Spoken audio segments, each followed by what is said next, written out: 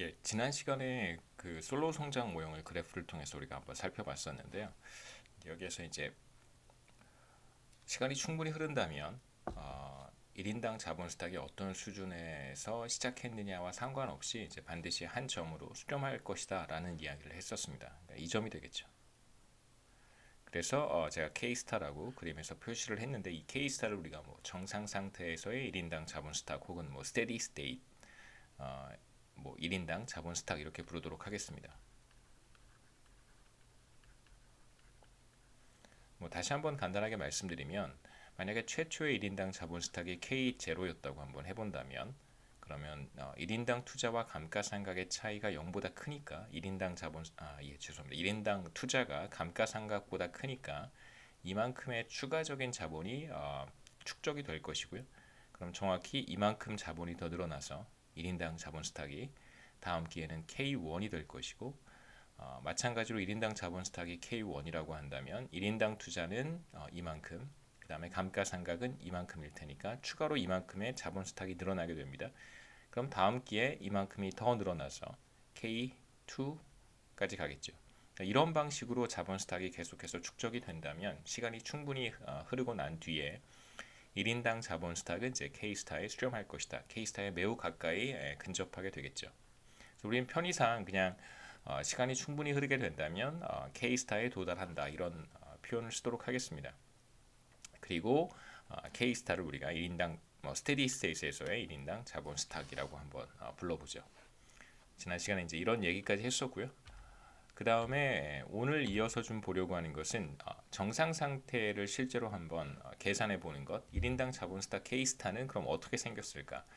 그러니까 우리가 뭐 솔로 성장 모형을 결정하는 이제 네 가지 이퀘이션을 제가 보여드렸었는데 그 이퀘이션을 가지고 스테디 스테이시라고 하는 것을 이제 찾아서 다른 어떤 변수들로 K 스타를 표현할 수 있습니다. 이제 그 작업을 제가 오늘 소개를 하도록 하겠습니다. 우선 자본 스톡의 운동 법칙부터 한번 시작해 보죠. 제가 여기다 써보겠습니다. 이렇게 출발을 했었는데요. K 프라임 마이너스 K는 순투자를 오른쪽에 표현을 했었죠. S의 A, K의 3분의 1승, 그 다음에 마이너스 델타의 K라고 썼고요. 이걸 이제 여기에 K 프라임을 T 플러스 1기초의 1인당 자본 스탁이라고 부르고 그 다음에 K를 T기초의 1인당 자본 스탁이라고 부른다면 이 식을 이렇게도 표현할 수 있을 것입니다. KT 플러스 1 마이너스 K의 T 그 다음에 S의 A의 K의 T의 3분의 1승 마이너스 델타의 KT 이런 방식으로 이제 표현할 수 있겠죠. 뭐 이렇게 해도 괜찮고 그 다음에 이제 이 식을 그대로 사용을 해도 괜찮을 거예요. 두 식 중에 이제 편한 방식으로 이해를 할 수 있을 거라고 생각합니다. 그 다음에 이제 중요한 것은 스테디 스테이트에 들어가게 되면 그러면 1인당 자본 스탁은 일정한 수준을 유지할 거란 말이에요. 계속해서 K스타. 다시 말하면 K도 K스타가 될 것이고 그 다음에 순투자가 제로가 되니까 다음 기회 1인당 자본 스탁도 K스타가 될 거예요. 그러니까 현재 1인당 자본 스탁이 K스타라고 하면 스테디 스테이트에서 다음 기 초에 1인당 자본 스탁도 K스타가 될 거라는 것입니다. 왜냐하면 순투자가 제로니까 넷 인베스트먼트가 제로니까 1인당 자본 스탁은 항상 일정한 값을 갖게 되겠죠. 그래서 보시면 뭐 첫 번째 시기든 두 번째 시기든 이 왼쪽의 값은 0이 되겠죠. 스테디 스테이트에서 1인당 자본 스탁이 일정하니까요. 그게 이제 스테디 스테이트입니다.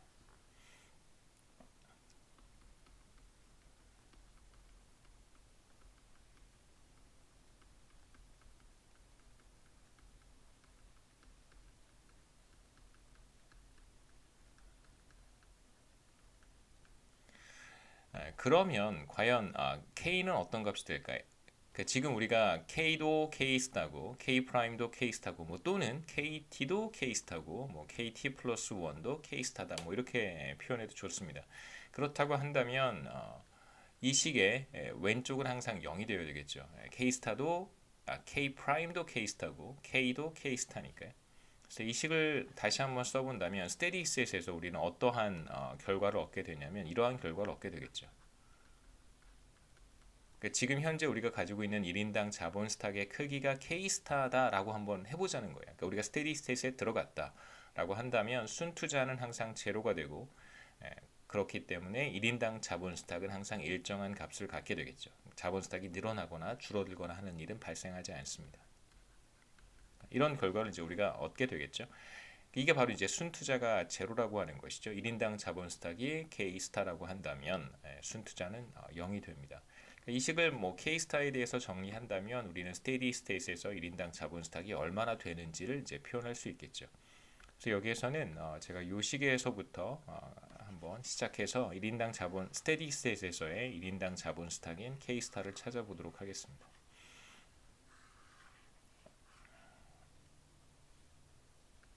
그래서 왼쪽에 있는 오른쪽이죠. 오른쪽에 있는 델타의 K 스타를 이렇게 왼쪽으로 넘기면 델타의 K 스타는 SA의 K 스타의 3분의 1승이 되고요. 그래서 왼쪽은 감가상각이고 뭐 1인당, 이제 오른쪽은 1인당 투자가 되겠죠. 투자가 됩니다. 그래서 스테디 스테이트에서는 순투자가 제로가 되니까요. 감가상각과 투자는 항상 같아야 되겠죠. 그래서 뭐 양변을 델타로 나누어 주고요. 그 다음에 이어서 K스타의 3분의 1승으로 나누어 주겠습니다. 순서대로 계산을 한번 해보죠. 하나씩 하나씩. 우선 양변을 델타로 나누어 주면 이렇게 델타 나눠주면 왼쪽엔 K스타만 남을 것이고 이제 오른쪽에는 SA의 델타 이렇게 남겠죠. 오른쪽에 K스타의 3분의 1승. 그래서 이번에는 K스타의 3분의 1승으로 양변을 나누어 주면, 왜냐하면 이제 오른쪽에 K스타를 왼쪽으로 보내기 위해서 그렇게 하는 것입니다. 한쪽에는 K만 쓰고 다른 한쪽에는 left hand side에는 K스타만 남겨두고 이제 right hand side에는 그 이외의 것들을 쓰면 되겠죠. 이렇게 3분의 1승으로 나누어 줍니다. 똑같이. 그러면 이건 다 없어질 것이고, 이제 왼쪽에 분모의 승수가 있으니까 분모의 승수는 이제 분자로 올라갈 때 마이너스 부호를 달고 올라가면 됩니다. 이렇게 쓰면 되겠죠. 이렇게. 여기 1승은 사실 요 K스타 위에 있었던 1승과 같은 거고요. 그 다음에 분모에 있는 3분의 1승을 이렇게 써주면 되겠죠. 뭐 한번 중간 과정을 생략하지 않고 이렇게도 쓸 수 있습니다. 중간 과정을 생략하지 않는다면 이렇게 되겠죠. K스타 원래 분자에 있었던 것 곱하기 K스타에 이제 3분의 1승이 분모에 있었는데 분자로 올라가면 이게 마이너스 3분의 1승이 됩니다. 이렇게 이제 먼저 쓸 수 있고, right hand side는 똑같고요. 그 다음에 이제 이걸 다시 한번 쓰면 이렇게 되겠죠. 여기에 이제 1승이 있는 거니까 밑에 숫자가 같고 그 다음에 그 곱셈의 경우에는 이제 승수끼리의 합이 되겠죠. 그래서 K스타 1 빼기 3분의 1승. 그 다음에 오른쪽은 똑같습니다.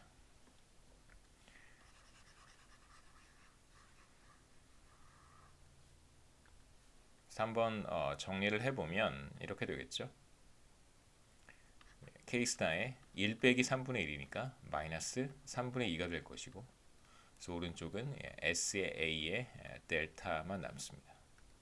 다 됐죠. 이제 마지막 한 번의 계산만 남아 있는데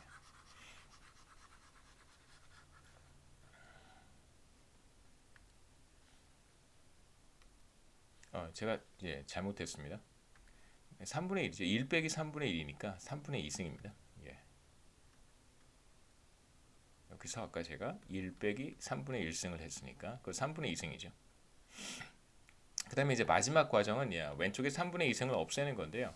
뭐 가장 간단한 방법은 승수의 역수를 다시 승수로 취하는 방법이겠죠. 예를 들어서 뭐 x의 2승을 없애고 싶다라고 한다면 x의 제곱이 뭐 예를 들어서 뭐 4다라고 한다면 이제 x의 제곱 대신에 x로 표현하고 싶다 그러면 뭐 양쪽에 이렇게 2분의 1승을 하면 되겠죠. 이런 방식으로. 그러면 이제 왼쪽은 승수에 다시 승수를 취할 경우에는 이제 승수끼리의 곱셈이 될 테니까 2 곱하기 이제 이 경우에는 덧셈이 아니라 곱셈으로 하겠죠. 2 곱하기 2분의 1 하면 이건 이제 x만 남습니다. 뭐 이런 방식으로 이제 계산을 한번 해볼 수 있겠죠. 기본적인 아이디어는 그래서 양변에 이번에는 2분의 3승을 취합니다. 3분의 2승이 있으니까 3분의 2승의 역수인 2분의 3승을 취하는 것이죠. 마찬가지로 여기에도 똑같이 2분의 3승을 취합니다. 그러면 3분의 2 곱하기 한 번 더 써보죠. K스타는 3분의 2승이 있었고 여기에 다시 2분의 3승을 취했습니다.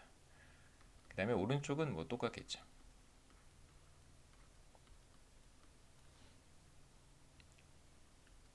그래서 계산해 보면 이건 뭐 다 1만 남겠죠. 왼쪽은 K스타, 그 다음에 오른쪽은 델타의 S의 A의 2분의 3승입니다. 이게 바로 1인당 자본 스탁, 스테디 스테이트에서의 1인당 자본 스탁에 대한 표현이고요. 제가 이제 조금 전에 잠깐 말씀드렸던 것처럼 1인당 자본 스탁을 결정하는 것이 과연 무엇일까? 뭐 간단하게 우리가 자본 스탁의 러브 모션에서부터 출발을 했고, 그 다음에 스테디 스테이트에서는 1인당 자본 스탁의 일정한 값을 가져야 될 테니까 사실 우리의 출발점은 바로 이거였었죠. 그래서 일정한 값을 가져야 될 테니까 K 프라임 마이너스 K는 반드시 0이 되어야 되고요. 그 다음에 이제 이 식을 순투자는 0과 같다라고 하는 식을 이제 K에 대해서 풀어서 스테디 스테이트에서의 1인당 자본 스탁을 계산했고, 뭐 스테디 스테이트에서의 1인당 자본 스탁을 결정하는 것은 여기에서 크게 세 가지가 되겠죠. S와 보시면 왜 어떤 나라는 1인당 자본 스탁이 더 많은가? 스테디 스테이트에서 당연히 이제 모든 나라들이 스테디 스테이트에 들어갔다, 스테디 스테이트에 있다라고 전제를 했을 때 왜 어떤 나라는 스테디 스테이트에서의 1인당 자본 스탁 수준이 더 높고 왜 어떤 나라는 그렇지 않은가를 비교할 때 이제 우리가 할 수 있는 이야기는 여기에서 그 나라는 S가 높기 때문에 당연히 S가 높으면 K도 높겠죠. 그다음에 A가 높아도 K가 높아지고, 반면에 이제 델타는 높으면 델타가 분모에 있으니까요. 델타가 낮을 때 K가 높을 것이다 이렇게 얘기할 수 있습니다. 그래서 투자율 S가 높거나 그 다음에 총 요소 생산성 A가 높거나 그 다음에 감가상각률 델타가 낮다면, 그렇다면 이제 그 나라의 1인당 자본 스탁 수준이 높을 것이다라고 이제 우리가 얘기할 수 있다는 것입니다. 이렇게 해서 간단하게 이제 스테디 스테이트에서의 1인당 자본 스탁을 계산할 수 있고, 제가 했던 작업이 뭐 바로 요 계산이었죠. 그리고 정상 상태에서의 이제 1인당 자본 스탁도 이렇게 표현할 수 있었습니다. 그래서 뭐 S와 A와 델타가 이제 1인당 자본 스탁, 스테디 스테이트에서의 1인당 자본 스탁을 결정하는 요인들이고, 솔로 성장 모형에서는 이제 S와 A, 델타에 대한 이야기를 좀 할 텐데, 실제로 국가별로 감가상각률의 차이는 크게 다르진 않습니다. 물론 전쟁이라든가 내전 상태에 있는 국가들의 경우에는 감가상각률이 굉장히 크다고 할 수 있겠지만, 즉 뭐 우리가 그런 국가들을 같이 비교하는 일은 뭐 드무니까요. 그래서 일반적인 이제 성장의 궤도에 들어가 있는 국가들에서 국가들 사이에서의 감가상각률의 차이는 이제 별로 확인되지는 않습니다. 대체로 비슷해요. 이제 그렇다면 국가 간의 1인당 자본 스탁의 차이는 대체로 투자율 혹은 저축률 S와 총 요소 생산성인 이제 A의 차이에 의해서 나타나겠죠. 그래서 여기에서는 주로 S와 A에 대한 이야기를 좀 많이 하도록 하겠습니다.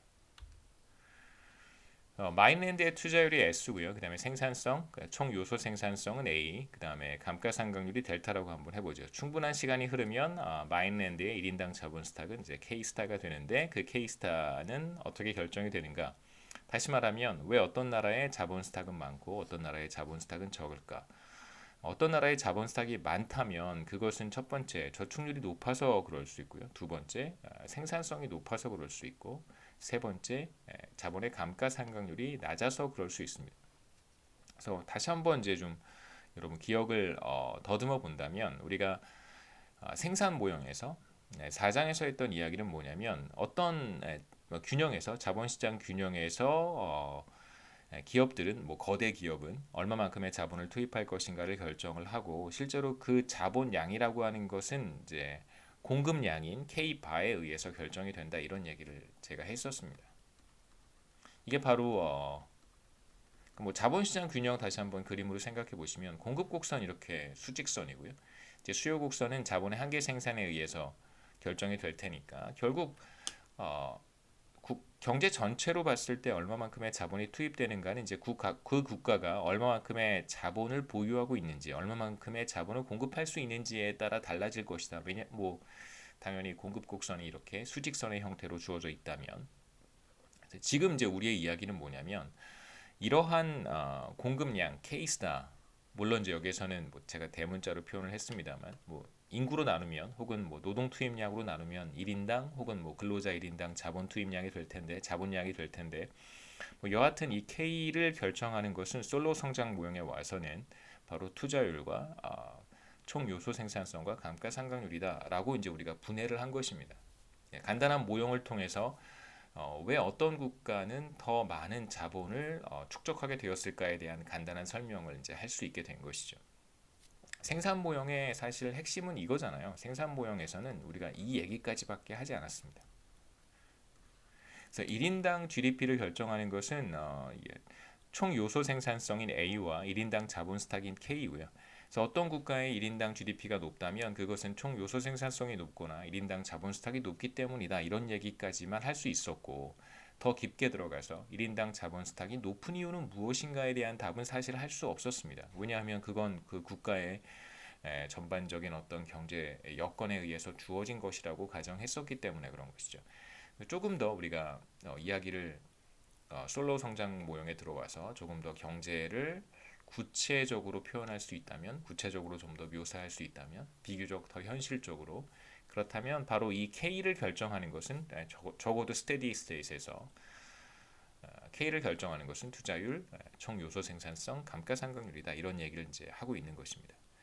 그래서 만일 모든 나라들이 정상 상태에 들어갔다면 정상 상태에 있다면 이제 어떤 나라가 더 많은 자본 스탁을 보유한 이유는 바로 저축률이 높았기 때문이거나 아니면 생산성이 높았기 때문이거나 아니면 감가상각률이 더 낮았기 때문일 것이다라고 얘기할 수 있다는 것입니다. 이번에는 같은 계산을 이제 1인당 GDP까지 한번 확대해서 해보고 싶은데 보시죠.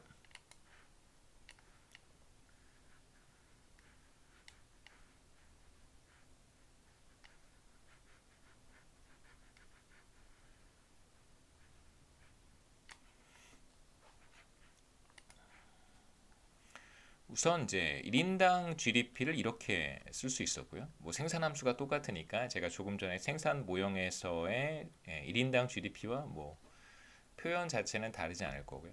다만 스테디 스테이트에서는 이렇게 표현해 보죠. 스테디 스테이트에서의 1인당 GDP를 Y 스타라고 쓰고요.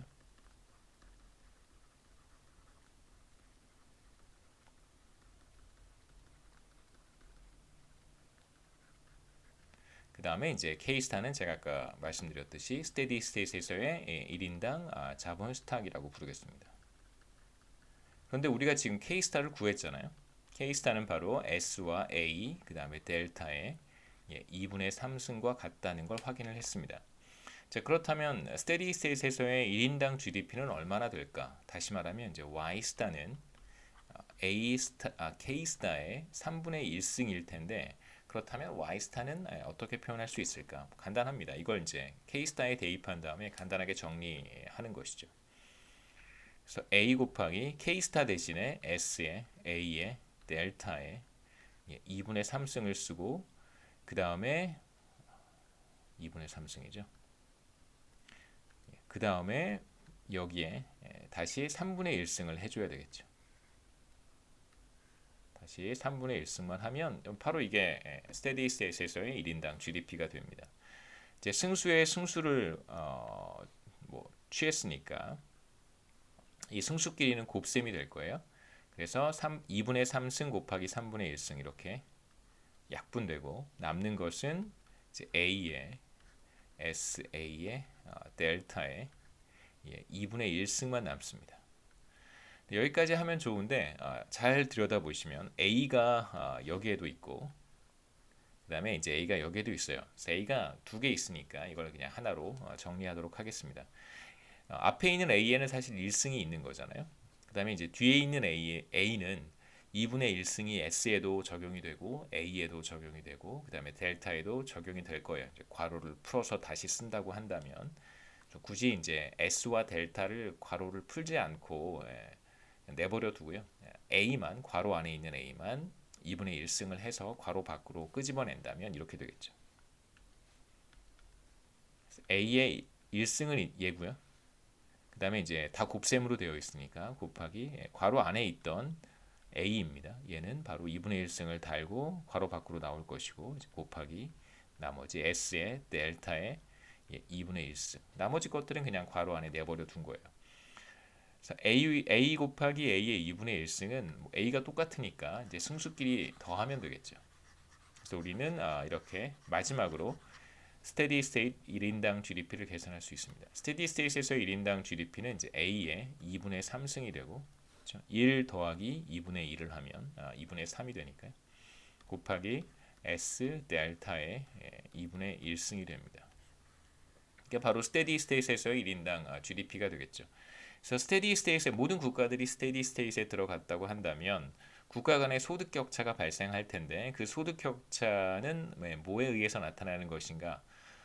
총 요소 생산성과 투자율에 의해서 나타나겠죠. 물론 델타도 중요합니다만 제가 말씀드렸듯이 웬만해서는 델타가 국가별로 그렇게 크게 다르지 않습니다. 그러니까 뭐 한국이라든가 뭐 주변에 있는 다른 국가들과 비교했을 때 물론 이제 소득 수준의 격차에 따라서 감가상각률의 차이가 좀 많이 나타날 수는 있어요. 산업 구조라든가 혹은 뭐 자연재해에 더 많이 노출이 되어 있는 국가라든가 또는 이제 바다의 영향을 많이 받는 그런 국가들일수록 감가상각률이 조금 더 높을 수 있겠죠. 왜냐하면 바닷가에 있는 시설들이 그 바닷바람에 장기간 노출이 되면 그 건물들이나 이제 공장 시설 설비 같은 것들이 비교적 빠르게 그 녹이 쓴다고 합니다. 그래서 이제 그 내구 연한이라고 부르기도 하는데요. 내구 연한이 짧다고 볼 수 있겠죠. 그 시설물들을 사용할 수 있는 어떤 수명이 더 단축된다고 생각하시면 돼요. 그게 수명이 단축된다는 것이 바로 감가상각률이 높다는 뜻과 같죠. 이렇게 해서 이제 우리가 1인 스테디 스테이트에서의 1인당 GDP까지 찾아봤습니다. 그래서 국가 간의 소득 격차를 이제 비교하기에 앞서서 솔로우 성장 모형이 이제 어떻게 작동하는지를 제가 간단하게 보여드리고요. 이런 식으로 그 경제 성장이 나타날 수 있겠구나. 이런 식으로 이제 어떤 경제의 다이나믹스가 거시경제의 다이나믹스가 나타날 수 있겠구나라고 생각하셨으면 좋겠고요.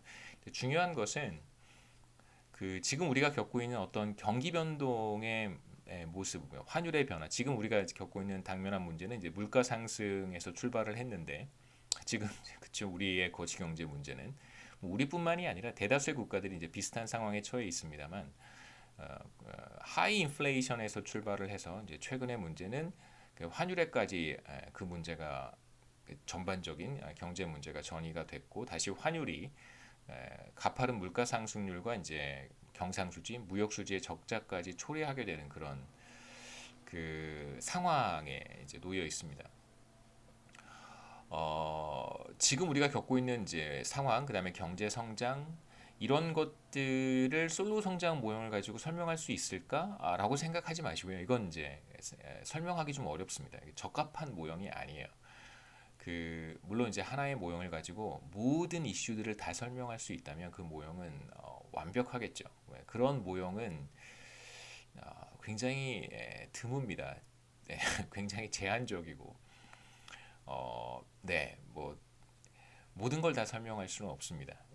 그걸 염두에 두시고 솔로 성장 모형은 그 지금 우리가 겪고 있는 이런 이제 2년, 3년 뭐 팬데믹까지 우리가 생각해서 연결해서 생각해 본다면 지난 2, 3년 동안의 어떤 경제 변화를 솔로 성장 모형을 가지고 설명하는 데에는 한계가 있어요.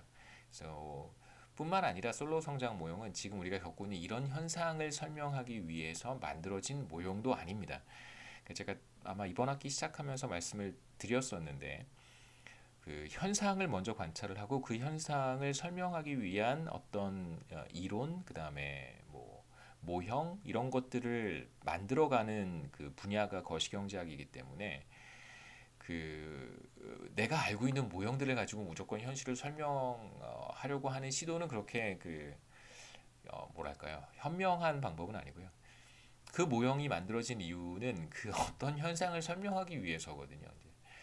그게 좀 불편할 수도 있을 거예요. 왜냐하면 그러면 뭐 이거 설명할 때는 이 모형 쓰고 저거 설명할 때는 저 모형 쓰고 그러면 그게 사실 좀 그 일관성이 없지 않느냐 뭐 이런 이제 지적을 충분히 할 수 있죠.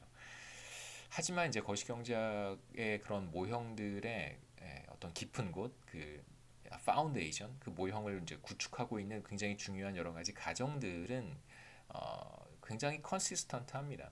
미시경제에서 우리가 다 배웠던 내용들을 기본적으로 밑바탕에 깔고 있기 때문에 그런 측면에서는 큰 문제가 없고요. 좀 애드헉하다라는 표현은 뭐 거시경제학 하는 사람들은 늘 듣는 표현이죠. 애드헉. 그러니까 이 뜻이 그거예요. 뭐 귀에 걸면 귀걸이, 코에 걸면 코걸이. 뭐 이거 설명하려면 저런 모형 쓰고, 뭐 저거 설명하면 하려면 또 다른 모형을 사용하고 그러면 좀 그렇잖아요. 일관성이 결여될 수 있잖아요.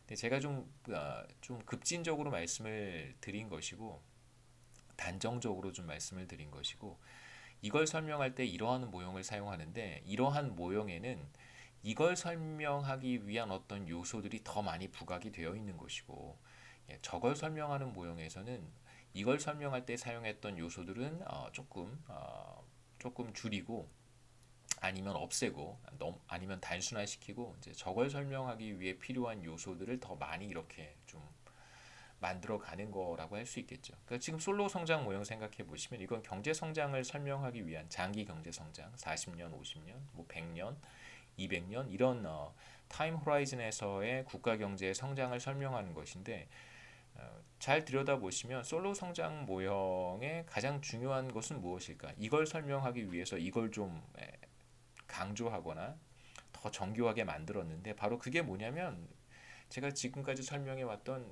자본 축적의 운동 법칙입니다. 그걸 가지고 경제가 성장, 그러니까 자본 축적의 어떤 엔진을 통해서 경제가 성장하는 것이다 이런 이제 메시지를 주고 싶은 것이죠. 근데 그게 틀린 건 아니잖아요. 현대에 와서는 다수의 뭐 선진국들이 OECD 국가들을 포함해서 선진국들이 더 이상 자본 축적으로 성장하지는 않습니다. 다른 측면도 있죠. 더 중요한 측면들이 있습니다. 아이디어라고 하는 거, 혹은 이제 생산성이라고 하는 것이 사실상 더 중요해졌는데요. 그래서 나온 모형이 이제 우리가 6장에서 보려고 하는 라머 모형이에요. 라머 모형에서는 이제 아이디어 어떤 중요성을 굉장히 강조를 합니다. 그래서 솔로 성장 모형에서는 자본 축적이 중요하니까 자본 축적을 비교적 강조를 하고 총 요소 생산성의 변화는 이제 보지 않는 거고요. 혹은 뭐 그냥 일정하다고 가정하는 것이고 상대적으로 단순화시키는 것입니다. 라머 모형에 가서는 라머 모형에서는 상대적으로 아이디어가 중요하니까 뭐 AI라든가 뭐 블록체인 테크놀로지라든가 뭐 여러 가지 이제 새로운 기술들을 우리가 접하고 있잖아요. 이제 그런 것들을 이제 아이디어라고 보고 그런 아이디어의 축적이 경제 성장을 가속화한다라는 이야기를 하고 싶은 것입니다. 그렇다면 이제 자본 축적이라고 하는 K의 영향은 상대적으로 중요하지 않으니까 그걸 굉장히 그 역할을 굉장히 축소하거나 아니면 이제 그 요인을 완전히 제거해 버리는 것이 이제 거시경제학자들이 자주 빈번하게 하는 그런 뭐랄까요 접근 방법 혹은 스터디 방식이라고 연구 방식이라고 할 수 있겠죠. 그런 뭐 생각해 보시면 나름 뭐 납득이 가는 측면, 이해가 되는 측면도 있고 또 한편으로는 지나치게 애덕하다 뭐 이런 이제 비난을 할 수도 있겠죠. 그래서 우선 이제 뭐 정리해서 다시 한번 말씀을 드리면 우리가 지금 보려고 하는 일련의 실험들, 모형을 사용한 실험들은 최근에 우리가 지금 겪고 있는, 그다음에 지난 2, 3년간 겪었던 어떤 그 거시경제의 큰 변화를 설명하기에는 적합하지 않은 실험이다, 모형이다 이렇게 생각하셨으면 좋겠고요. 중간 시험쯤 해서 제가 단기 거시경제 모형을 소개를 할 텐데 그때 가서 현실 경제, 지금 우리가 겪고 있는 일종의 이 웨이브죠. 큰 파도를 어떻게 설명할 수 있는지 말씀드리도록 하겠습니다. 지금 우리가 보고 있는 것은 한국 경제의 지난 한 60년, 지난 50년, 60년 동안의 어떤 성장의 경로를 이해하는 데 도움이 될 거라고 생각하고 그다음에 다수의 국가들 현재도 성장을 빠르게 하고 있고 우리보다 먼저 경제 성장을 이룬 국가들도 마찬가지고요. 우리와 비슷한 패턴으로 경제 성장을 이룬 국가들도 뭐 다 포함이 되는 그런 현상들을 설명할 수 있는 이제 모형이 바로 솔로 성장 모형입니다. 우선 첫 번째 실험은 투자율이 상승하는 경우라고 할 수 있는데 투자율의 상승은 우리가 지금 봤던, 자, 여기에서 출발을 해보죠. 그러니까 지난 시간에 제가 설명했던 바로 그 그래프로 솔로 성장 모형을 한번 이해해보자 라고 하는 건데요. 이 그래프를 제가 순서대로 투자, GDP부터 그랬죠. GDP, 그 다음에 투자, 그리고 감가상각 순서대로 그림을 그렸습니다. 1번, 2번, 지난 시간에 강의실에서 3번 이렇게 순서대로 1번, 2번이죠. 2번, 3번 순서대로 그림을 그렸었는데 잘 보시면 우리가 하고 싶은 첫 번째 실험은 바로 투자율의 변화입니다. S가 변하는 경우에요. 첫 번째 실험은 번호가 헷갈리니까 1번 S가 변하는 경우입니다. S가 어디에 있는지만 찾아보시면 그 변화가 어디에 나타나는지를 금방 알 수 있을 거라고 생각해요. 자, S가 어디에 있냐면 바로 여기에 있습니다. 투자 곡선에만 S가 나타나겠죠. 거기서부터 시작하면 됩니다. 첫 번째 실험은 이제 투자율 S 혹은 저축률 S의 상승이고요. S가 상승한다면 이제 어떠한 변화가 나타나냐면 뭐 당연히 생산함수 혹은 1인당 GDP에는 어떠한 변화도 나타나지 않고 그 다음에 감가상각도 델타의 K니까 어떠한 변화도 나타나지 않습니다. 감가상각률이 변하지 않는다면 감가상각 곡선은 혹은 뭐 직선은 변하지 않겠죠. 그래서 어떤 그 곡선만 변해야 되냐면 세 개 중에 투자 곡선만 변해야 됩니다. 투자율이 상승하면 투자 곡선이 이제 위쪽으로 이동하겠죠.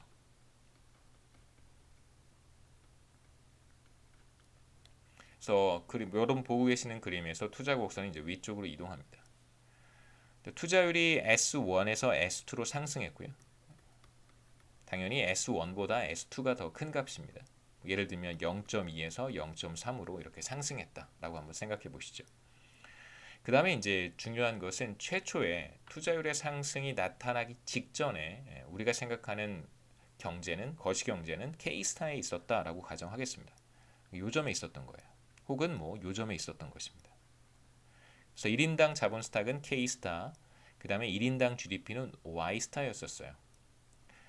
왜냐하면 순투자가 제로가 되는 점이 어디냐면 투자율이 상승하기 전에 그러니까 투자율이 S1이었을 때의 순투자가 제로가 되는 점은 뭐 혹은 투자 곡선과 감가상각 곡선이 만나는 점이 바로 이 점이었고요. S1일 때. 그래서 스테디 스테이트는 바로 K스타, Y스타로 표현이 되겠죠. 이러한 상태에서 투자율이 상승했습니다. 그러면 투자 곡선이 이렇게 위쪽으로 이동하겠죠. 그러면 이제 더 이상 뭐랄까요? 더 이상 그 이전의 투자 곡선은 의미가 없습니다. 제가 한번 지워보겠습니다. 이렇게 투자율이 상승하고 나면 이전의 투자 곡선은 당연히 의미가 없죠. 왜냐하면 새로운 투자 곡선은 이제 위쪽으로 이동해 버린 상태니까 이건 더 이상 우리가 생각할 필요가 없습니다. 편의상 제가 지워버렸어요. 그러면 이제 여러분 새로운 스테디 스테이트를 찾는 것이 어렵지 않을 거라고 생각합니다. 그럼 지금 1인당 자본 스탁이 K스타 수준인데 K스타 수준에서 비교해 보시면 K스타 수준에서 투자는 이만큼이고요. 왜냐하면 투자율이 상승했으니까 감가상각보다 당연히 크겠죠. 감가상각은 이만큼입니다. 그럼 이제 여기서부터 자본 축적이 일어나야 되겠죠. 순투자가 0보다 크니까. 그러니까 투자율이 상승하면서 이전의 스테디 스테이트에 머물러 있다면 이 상태에서 순투자는 0보다 커집니다. 그렇다면 자본 축적이 빠르게 일어나겠죠. 그래서 이쪽 방향으로 가는 거예요. 그래서 언제까지 이동하냐면 순투자가 제로가 될 때까지 이동합니다. 그래서 이 점이 새로운 스테디 스테이트이 되겠죠.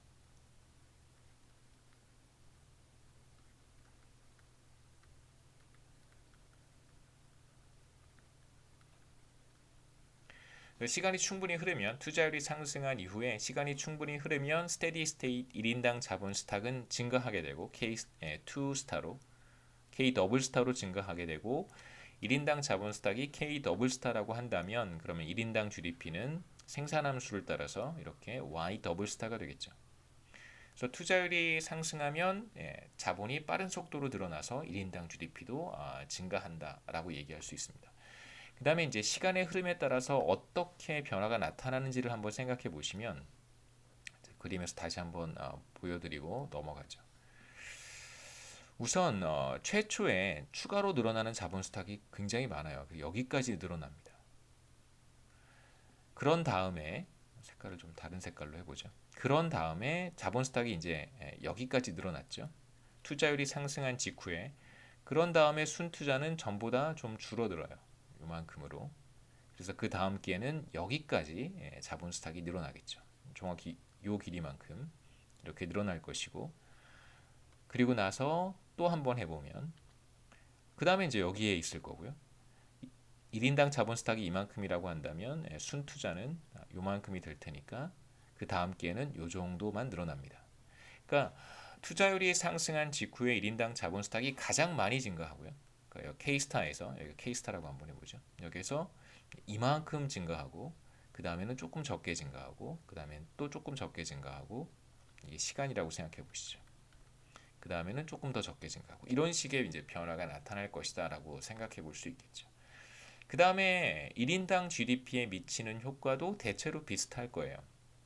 대체로 처음에 K가 1인당 자본 스탁이 크게 점프해요. 그러면 GDP도 1인당 GDP도 크게 점프할 것이고, 그 다음에 이제 1인당 자본 스탁이 조금 적게 점프하니까 그 다음에 1인당 GDP도 조금 적게 점프하고, 이런 방식의 비슷한 패턴의 변화가 나타난다고 우리가 추측해 볼 수 있겠죠.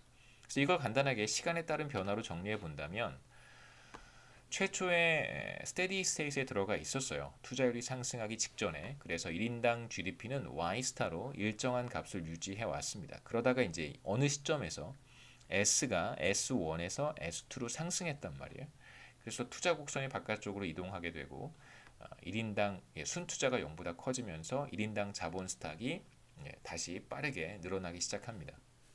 그래서 1인당 자본 스탁이 빠르게 늘어나니까 1인당 GDP도 이렇게 빠르게 늘어나겠죠. 그러면서 시간이 조금씩 흘러가면 추가로 늘어나는 자본 스탁이 점점점 줄어들 거예요. 왜냐하면 순투자가 이 그림에서처럼 순투자가 이렇게 점점점 줄어드니까요. 새로운 스테디 스테이트에 접근해 갈수록 순투자는 뭐 아주 작아질 테니까, 시간이 충분히 흐르면 추가로 늘어나는 자본 스탁이 작아지면서 1인당 GDP의 증가분도, 추가로 늘어나는 1인당 GDP도 점점점 작아지겠죠. 그래서 시간이 충분히 흐르면 새로운 스테디 스테이트로 수렴할 것입니다.